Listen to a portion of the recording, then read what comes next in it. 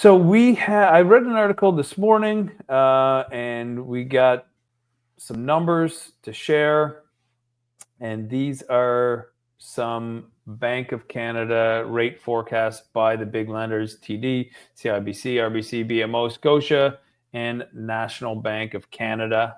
So that's the big six. And for the most part, you notice the red one here is Scotiabank, and they're sitting at 3% Q1 all the way to Q4 2026.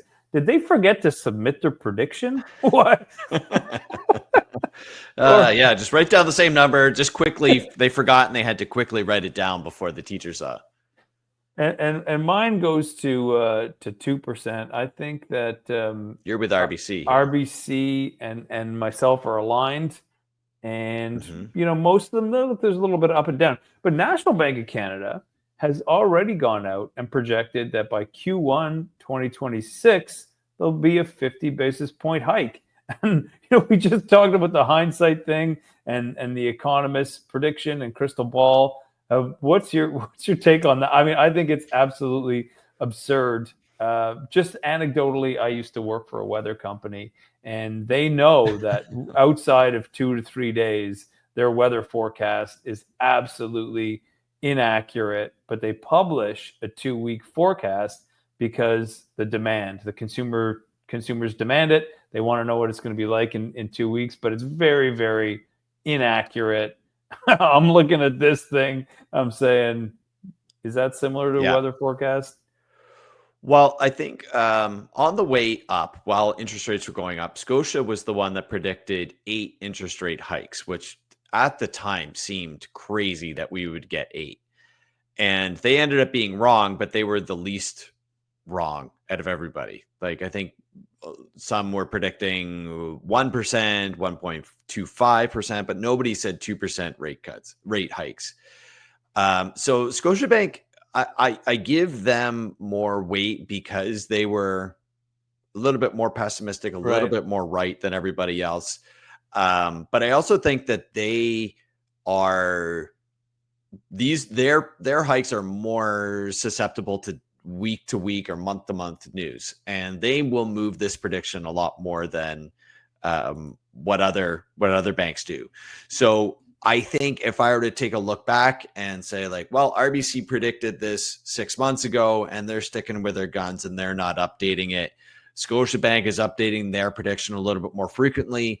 And could I see that we only have one interest rate cut this year based on what's happening right now? Absolutely. Like, we just don't know what's going to happen. Scotiabank's putting that in, and that's reflective of the news today. If you had asked me 6 months ago, I would have been right there with BMO, RBC, National Bank, where we're down to 2%, we're down to 2.25%, almost guaranteed. And I'm on the record for saying my prediction of 2% is based on historical sort of averages and historical trends. So I've decided to take a different approach. And I'm not going to look at this day to day. Trump said this, I'm going to adjust. Bond yields are up today, I'm going to adjust. It's not based on that. It's been based on looking back and saying, what is my sort of guess? And I'm not an economist either. I do have a business degree, but it's not in economics.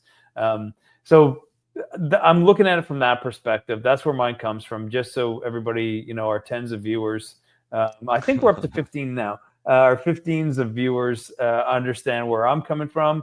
It's a prediction based on historical trends and where I think that we'll wind up without all these this hurricane or this heavy weather pattern of economic predictions are.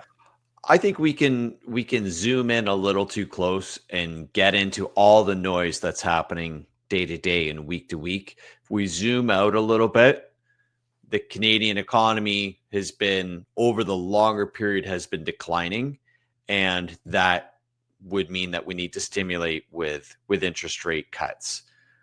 Everything that's happening right now with all the noise that's happening pushes things, well, maybe they won't go up. Maybe we'll get stagflation, which to me is the worst case scenario. That is the worst case scenario, I think. And it's very rare for that to happen, but it's still a possibility. And so I think that if we can just zoom out a little bit, the Canadian economy is going to need some help going forward with interest rate cuts. But over the short next month to 6 months, I think this is where things could certainly hit the fan. But long term, I think we get a great relationship with the US. Trump moves on to something else that fascinates him, and we'll go back to business. So be a new shiny toy. New shiny toy. But over the next short term, I think we need all hands on deck to be able to respond quickly. And hopefully it's not too painful for the long-term outlook of Canadian jobs. Okay. Well, I mean, I think that is a good time, good spot to wrap things up. Next time that we meet, we will have a new sitting president in the United States, and maybe a little bit more news to go along with that. Sean, any final comments for the week? That sounds good to me, Vaughn. We'll see you next week. Take care.